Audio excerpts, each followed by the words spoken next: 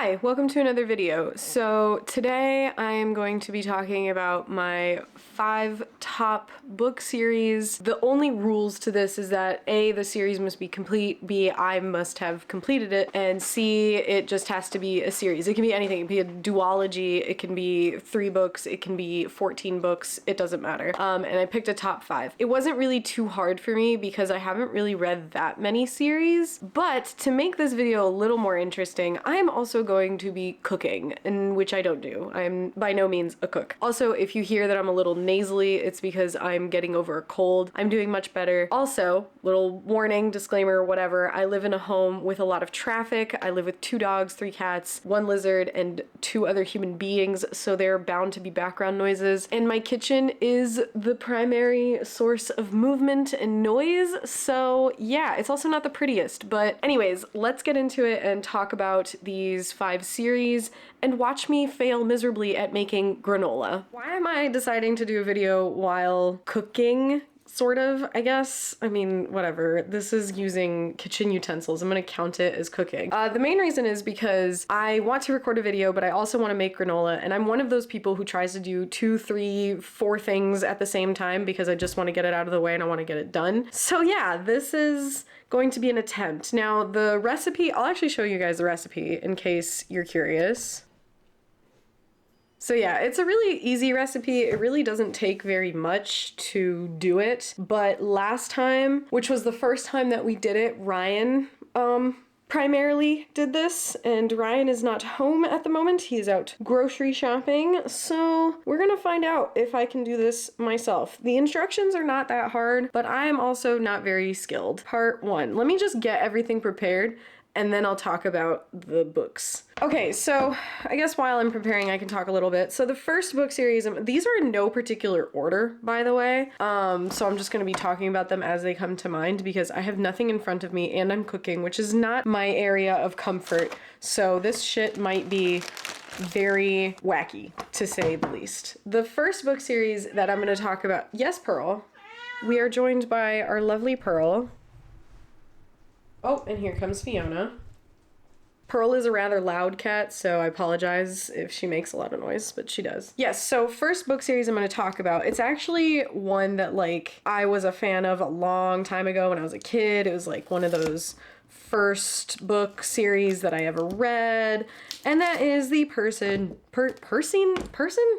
Jackson and the Olympians. If you don't know about it, it is pretty popular. I'm surprised if you don't know it, but it's basically a modernization of the Greek gods. So like the Greek gods live among us and they have children with us, and there's half-bloods everywhere, right? But there are 3 gods, the 3 main gods, Zeus, Hades, and Poseidon, who are not really allowed to have kids because their children are a little much. And so, unfortunately, they don't really obey those rules. Fuck, how? On low heat? Like low? We'll put it on low. So yeah, they aren't supposed to have kids, but obviously they still have children. And we follow Percy, who is the son of Poseidon, but he doesn't really know that until way later, and then he ends up going to Camp Half-Blood. This is mostly all the first book stuff, and really I'm just doing an overall synopsis of it because it's a middle grade book. It came out a very long time ago. They're gonna be making a show on it soon.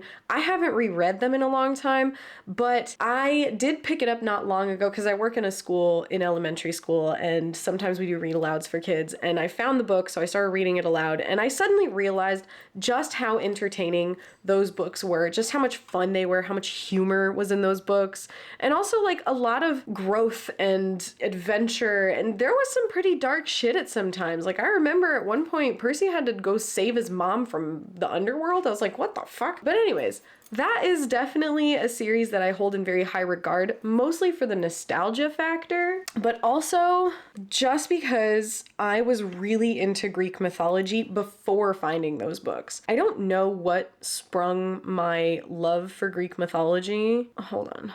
Oh, I have to wait for the butter to melt first. Okay, then let me prep everything else. So then I have the honey and then brown sugar. I definitely should reread the books though, because I haven't in a very long time, and I don't know, it's maybe if I reread them, they wouldn't be in my top favorite series, but they had such an impact on my childhood. It'd be hard to not have to be able to put them on like my top books. But again, I haven't read a whole lot of series either.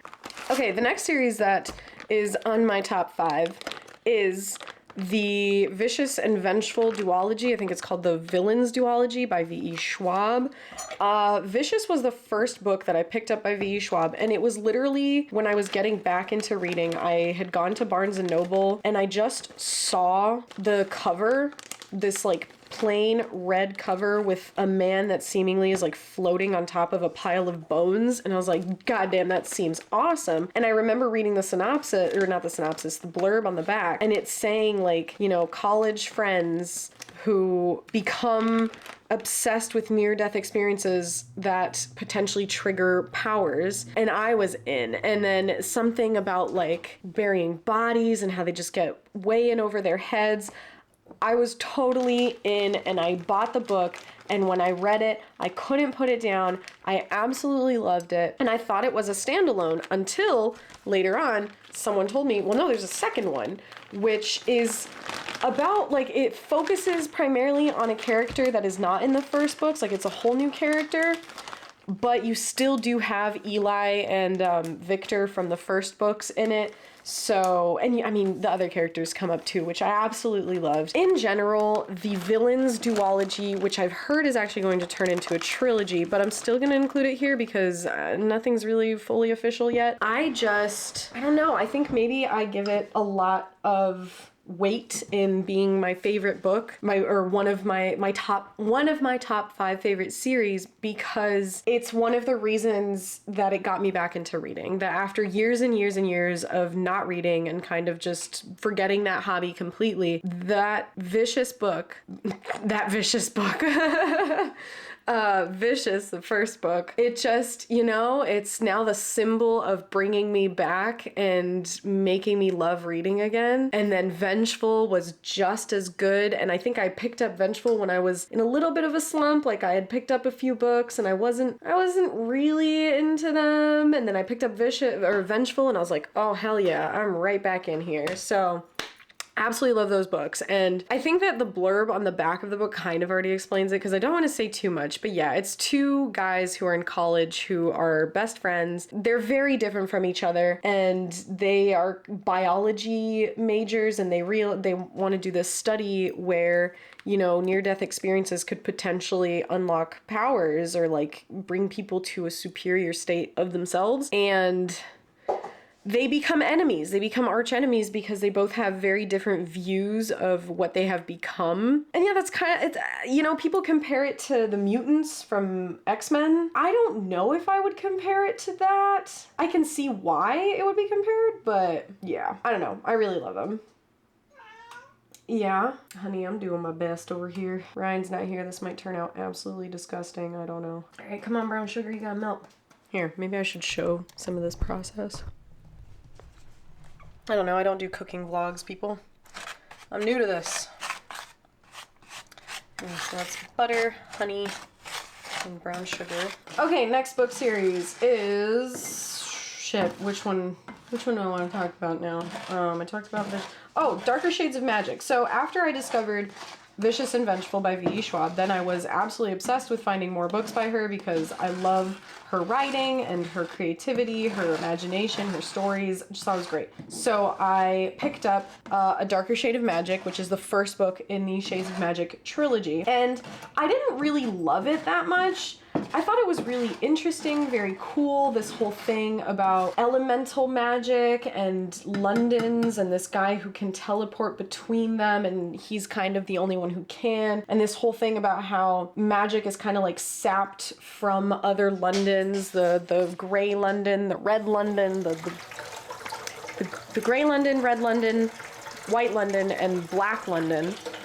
And really, it just kind of, it gave this, fuck is it called again, that movie where it's like all black and white and then you could just get blotches of red. I know that Schindler's List did it, but also, I think it's a Quentin Tarantino movie maybe, am I right? It's not Sex in the City. Sin City. Hold on, now I need to think because I might do this wrong. Okay, I think all the ingredients are in. Okay, so what the fuck was I talking about? Right, I didn't really like the first, well, no, that's not that I didn't really like it. I wasn't wowed by the first book in the Shades of Magic trilogy, but the second book had this kind of magic games type of thing to it, and it moved a little faster, and one of the characters in the first book, Lila, she becomes more present in the second book and has a role that is much more interesting. Like, it just, things start to tie in a little more as you keep reading, and I got more and more invested in the characters, more and more invested in this world and in this problem that has arisen where the Londons that are connected and also kind of not connected are in danger, and it's kind of Kel's fault. It's kind of our main character's fault, our little teleporter guy. And then the last book, dude, that last book broke my heart. That last book actually did make me cry, and I was so invested. And also, I discovered because I have the collector's editions of the series. In the last book, there's a short story at the end that kind of gives you a little short story of Kel and kind of where he came from and who his parents were or whatever. And I will say that's probably one of my only complaints about the book is that you don't ever really find out where Kel came from. But that little short story in the collector's edition, that quelled me a little bit. I was like, okay, all right, I'll take it. It's not the best, but like, it's not the best information I could get, but I will take it. So I really loved the magic and the relationships in that trilogy. I loved the villain too. It was so well done. It was very, I don't know how to, it was almost ethereal almost. And then the changes in certain characters, the developments, there were just so many parts that I really enjoyed. And that's, you know, again, V.E. Schwab was quite the discovery for me getting back into reading. And maybe this could have happened with any other author if I'd picked up any other author. Oh, Ryan's home, so you might hear him come in. Okay, so Ryan came back from grocery shopping. I was gonna wait for him to put a bunch of stuff away, but now he's also making a stew. I'm not doing it now. Well, it looks like you are. What? No. Oh, I thought you were. Whatever. Anyways, so there's just gonna be noises in the background. I hope I'm audible. I don't know. This microphone can be very sensitive. But I finished my first batch of granola. Ah, I don't even know. I can't see. Where is it? Oh, there it is. Granola! Alright, so now for the last two books in my top 5. I said I wasn't going to, you know, put them in any kind of order, but I must say that these last two series are probably my top favorite ones.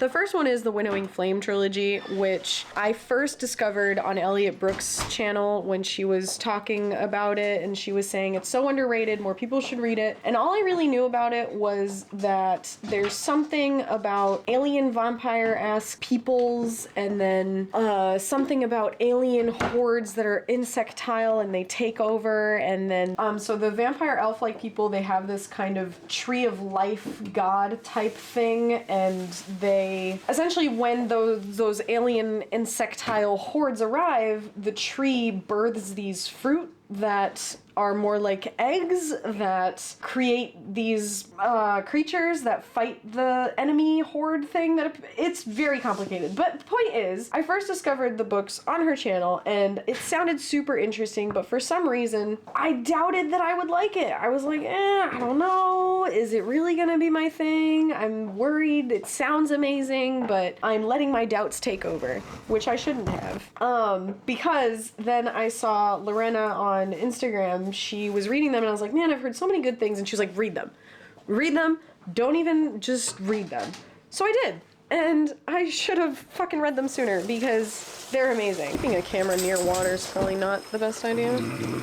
I live life dangerously. So yeah, I read the entire trilogy last year and I was mind boggled by it. Even Ryan knows now. He's like, he looks at me, he's like, but is it as good as those books that you were raving about? He knows what he's talking about. And I don't know, man. I don't think well, currently though, I'm reading the Stone, what is it? The Stone something? The Broken Earth trilogy.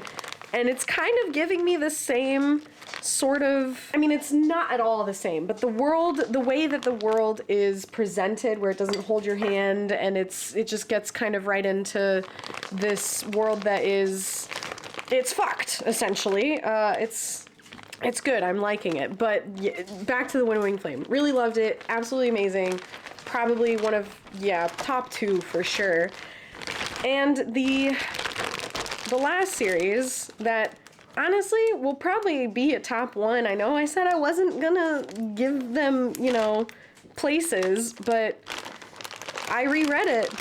So the series is The Underland Chronicles. If you haven't heard me talking about it, it has come up previously quite a bit. The Underland Chronicles is Suzanne Collins' debut series. Suzanne Collins is the author of The Hunger Games, and her debut series, The Underland Chronicles, is criminally underrated and underread, and it's sad. It honestly, it makes me frustrated because the Hunger Games movies became popular, then her books became popular, and I'm just like, can we get the Underland in here? How did her books become so popular and yet no one looked into her debut? I just don't get, whatever. All right, point is, it is a middle grade series. It has 5 books in it, and it's essentially about a young boy who falls into the Underland with his baby sister, and in the Underland there are people living there, obviously lacking in melanin because it's underground, and so they are pale as fuck.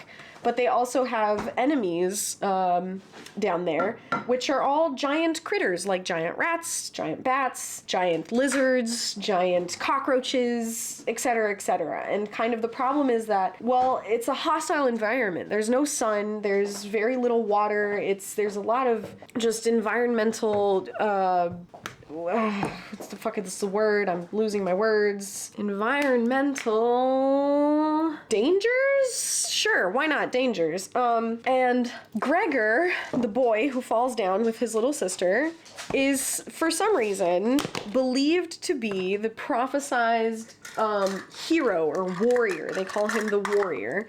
And so they believe that he will help them essentially fight off this greater evil that is the Bane. Although that doesn't come up really until book 2, but book 1 is kind of the introduction of like this young 11-year-old boy is supposed to save the Underland, right? And man, I'm just gonna say this. Suzanne Collins has a way of writing that is it's so simple and so digestible and so easy to follow, and yet it will break your fucking heart, and it will make you cry, because the topics that she brings in, again, these books are meant for like 12-year-olds and older, 11, 12-year-olds. It's middle grade. She puts in topics of war crimes, horrendous things, and this boy has to go through a lot of shit. Like it's brutal.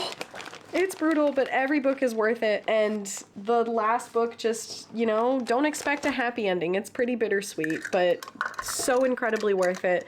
Probably most definitely my favorite book series of all time.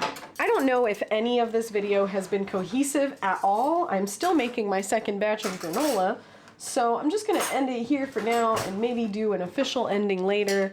This has probably been very loud as well. I know I give a warning about background noises, but this video in particular, quite chaotic. So, alrighty people, that's it. I made all my granola. Woo! I actually made too much. It almost didn't all fit in. I started snacking on some of it. Once again, I'm so sorry if this video was absolutely chaotic. I just genuinely wanted to talk about my 5 top favorite book series, and I also wanted to make my granola, and then I had hoped that I would beat Ryan home. Not beat Ryan home, what the fuck am I saying? I had hoped that I would finish recording the video before Ryan got home, but apparently Ryan is a very effective grocery shop goer, whatever that is, shopper. He's quite speedy. So yeah, that's it for this video, and I apologize to my future self who has to edit this because I feel like it's gonna be full of so many background noises, but I hope the point got across.